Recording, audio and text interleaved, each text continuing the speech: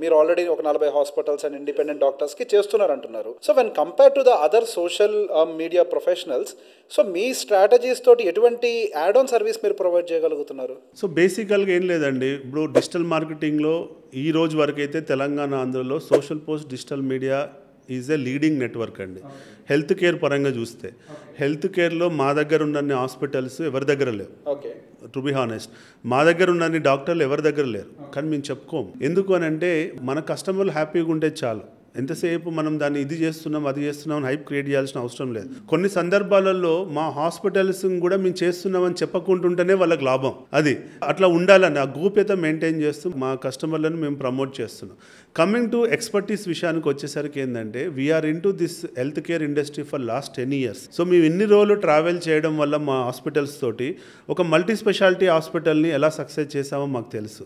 అక్కడ మాకు వచ్చిన బెస్ట్ లెర్నింగ్స్ ఏంటి, బెస్ట్ ప్రాక్టీసెస్ ఏంటియో తెలుసు. ఒక ఇండివిజువల్ డాక్టర్ని ఎలా సక్సెస్ చేసామో తెలుసు. అక్కడ ఉన్నటువంటి లెర్నింగ్స్ తెలుసు. దీనివల్ల ఏమవుతాయంటే మాకున్న అనుభవాల వల్ల వేరే ఏజెన్సీస్ ఇప్పుడిప్పుడే ఎంటర్ అయ్యి ఉండొచ్చు, ఒక 5 6 చేస్తూ ఉండొచ్చు, లో బడ్జెట్లో చేస్తూ ఉండొచ్చు. కానీ వాళ్ళకు లెర్నింగ్స్ రావడానికి ఇంకో 5 సంవత్సరాలు పడుతుంది. మాకు ఆల్రెడీ ఆ లెర్నింగ్స్ అన్నీ ఉన్నాయి.